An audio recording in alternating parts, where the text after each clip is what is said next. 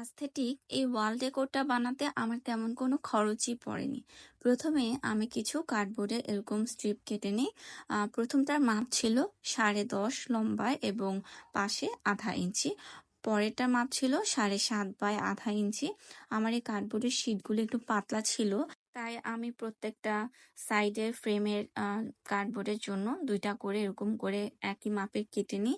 দেন এগুলোকে আমি ফেভিকল আঠার সাহায্যে একটার সাথে আরেকটা এরকম লাগিয়ে স্টিকটাকে একটু মোটা করে নিই। তোমাদের কাছে যদি মোটা কার্ডবোর্ড থাকে তাহলে তোমাদের এই ঝামেলা করতেই হবে না। তো এরকম করে সবগুলো যখন রেডি হয়ে যাবে, এই স্টিকগুলো দিয়ে আমি একটা ফ্রেমের শেপ আনবো।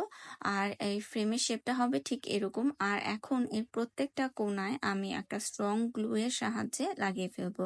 তো আমার প্রত্যেকটা কোণা লাগানো হয়ে গেছে। তারপরও এইটার যে চারপাশের কোণাটা সেটা স্টেবিলিটি যাতে আরেকটু স্ট্রং থাকে সেজন্য আমি এখানে মাস্কিং টেপ লাগিয়ে ফেলি। আর মাস্কিং টেপ লাগানোর ফলে হবে কি, ফ্রেমটা যেহেতু কার্ডবোর্ড মানে এক ধরনের কাগজ, একটু মোটা কাগজ, তো সেটা যে চারপাশে যে কর্নারের যে স্টেবিলিটিটা সেটা আরেকটু স্ট্রং হয়ে যাবে। তারপর আমি এই ফ্রেমটার উপর কালো রঙের অ্যাক্রিলিক কালার করে নিব।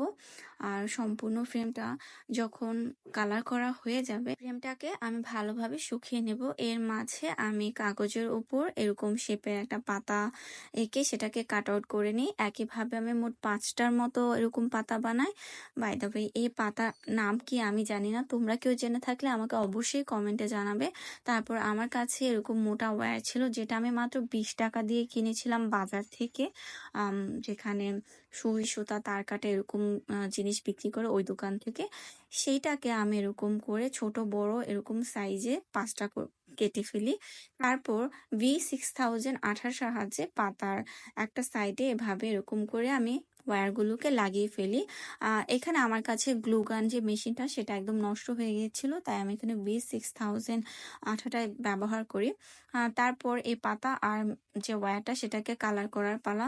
তো কালার করতে গিয়ে দেখি আমার যে গোল্ডেন স্প্রে পেইন্টটা সেটা যে গোল্ডেন কালারটা একদম বাজে, তাই আমাকে পরবর্তীতে আবার ম্যানুয়ালি এটার উপর গোল্ডেন কালার করতে হয়। তো সম্পূর্ণ পাতা এবং ওয়্যার কালার করা হয়ে গেলে আমি এখন এইটাকে ফ্রেমের মধ্যে সেট করব। সেট করার পর পাতাগুলোকে আঠা দিয়ে ফ্রেমের চারপাশে যেখানে যেখানে পাতাটা লাগবে সেখানে আমি এটাকে অ্যাটাচ করে দেব। এতে করে হবে কি, এটা যখন আমরা দেয়ালে টাঙাবো তখন আর পাতাগুলো সরে যাবে না। তো এইটা ছিল আমার কম খরচে বানানো ওয়াল ডেকোর আইডিয়ার ফাইনাল লুক।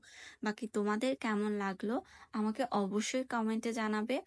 ভিডিও ভালো লেগে থাকলে লাইক আর শেয়ার করতে ভুলবে না প্লিজ। এমন আরও creative easy DIY art and ক্রাফটের ভিডিও দেখতে চাইলে চ্যানেল সাবস্ক্রাইব করে সাথেই থাকবে। টাটা।